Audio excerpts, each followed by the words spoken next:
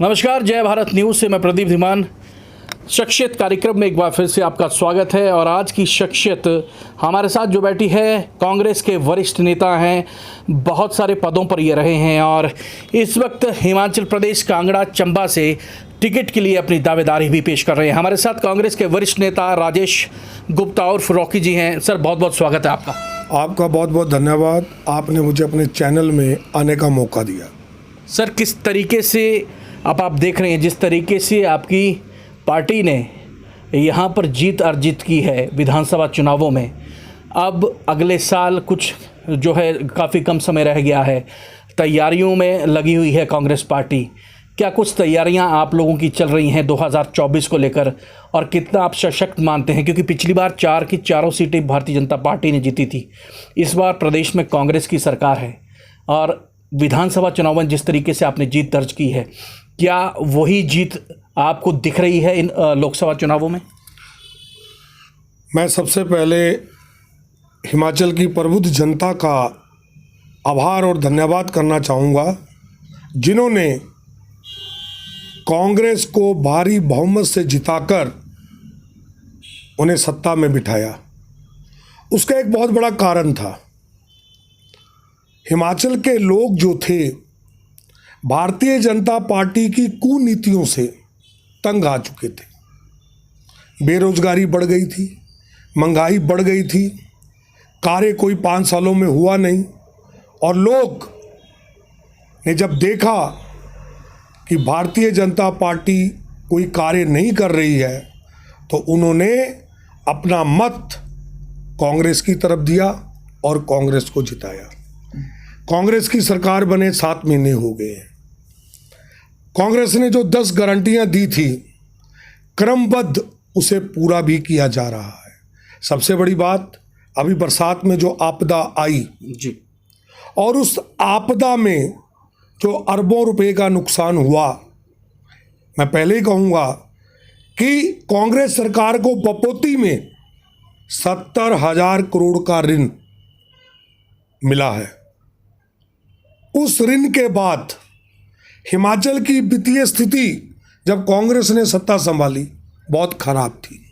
लेकिन मैं एक बात कहूँगा कि हमारे मुख्यमंत्री माननीय श्री सुखविंदर सिंह सुक्खू जी एक सक्षम मुख्यमंत्री साबित हुए।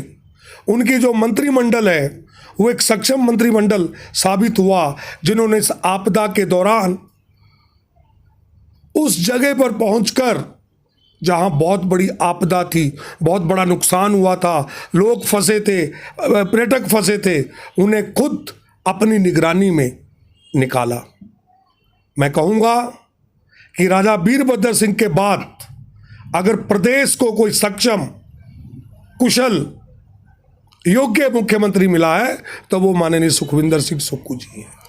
सर, आपको क्या लगता है, जिस तरीके से अब विपक्ष आप पर हावी हो रहा है, जिस तरीके से आपके मंत्रियों का जो है अब गठन नहीं कर पा रही है सरकार, जिस तरीके से चेयरमैन के जो पद हैं वो खाली पड़े हैं, क्या लगता है आपको कब तक वो भरे जाएंगे? क्योंकि अभी तक कुछ ऐसे कैबिनेट रैंक हैं जो भरे नहीं गए हैं, इस पर क्या कुछ कहेंगे? देखिए, आपके सवाल का एक जवाब देने से पहले पिछले सवाल का एक जवाब रह गया था। 2024 में लोकसभा के चुनाव हो रहे हैं। आज एक बात आपको स्पष्ट कर देना चाहता हूं, हमारे माननीय प्रधानमंत्री श्री नरेंद्र सिंह मोदी की जो कुनीतियां हैं, उसके कारण भारतीय जनता पार्टी हिमाचल से नहीं पूरे देश से ही बाहर होगी। हम हिमाचल में वही इतिहास दोहराएंगे जो पिछली बार भाजपा ने दोहराया था। भाजपा 0 और कांग्रेस 4 पर विजयी होगी। अब आपने कहा मंत्रिमंडल का गठन नहीं हो रहा है। मैंने पहले कहा कि हम आर्थिक त्रासदी से ग्रस्त हैं। जितने मंत्री जो बनने थे वो बना दिए, 3 मंत्री अभी बाकी हैं। मेरा ख्याल है लोकसभा के चुनावों से पहले ये 3 मंत्रियों के चेहरे भी आपके समक्ष आ जाएंगे। चेयरमैन वगैरह जो हैं वो सब आपके सामने आ जाएंगे, थोड़ा सब्र रखिए। सर, सरकार, आपको लगता है कि ये सरकार 5 साल चल पाएगी? जिस तरीके से विपक्ष आप पर हावी है और जिस तरीके से अब क्रमबद्ध तरीके से अब बयान भी आने लग पड़े हैं कि ऑपरेशन लोटस की अब भाजपा जो है बढ़ रही है। कहीं ना कहीं आपकी पार्टी को प्रदेश में जो है अब खतरा मंडराने लग पड़ा है। और भारतीय जनता पार्टी के कुछ नेताओं का ये भी कहना है कि आपकी पार्टी के कुछ विधायक जो हैं वो सीधे तौर पर भारतीय जनता पार्टी के संपर्क में हैं। देखिए, ये तो कहने की बातें हैं। हिमाचल में 40 विधायक कांग्रेस के, 2 निर्दलीय विधायक, कुल हुए 42। भारतीय जनता पार्टी को यह पता नहीं है कि हिमाचल है और हिमाचल में लोगों ने मत जिन लोगों के दिए हैं वो ईमानदार हैं, वो बिकने वाले नहीं हैं। अगर बिकने वाले होते तो सरकार गठन से पहले ही टूट जाती। पहली बात, महाराष्ट्र, मध्य प्रदेश, गोवा का जो एग्जाम्पल है उसे आप हिमाचल में मत बताइए। जी, महाराष्ट्र में जो सरकार टूटी वो वहां के स्वार्थी लोगों का, जी, स्वार्थी विधायक थे जो पैसे के बलबूते पे टूट गए। हिमाचल में ऐसा नहीं होने वाला है। आपको एक बात बता दूं, हमारे माननीय पूर्व मुख्यमंत्री जयराम ठाकुर जी, मेरा ख्याल है शेख चिल्ली के ख्वाब देख रहे हैं कि मैं चंद दिनों के बाद हिमाचल में लोटस ऑपरेशन करवाकर मुख्यमंत्री बन जाऊंगा। तो माननीय मुख्यमंत्री, पूर्व मुख्यमंत्री जी, आपसे मैं कहना चाहूँगा, 5 साल माननीय मुख्यमंत्री श्री सुखविंदर सिंह सुक्खू जी के नेतृत्व में यह सरकार चलेगी।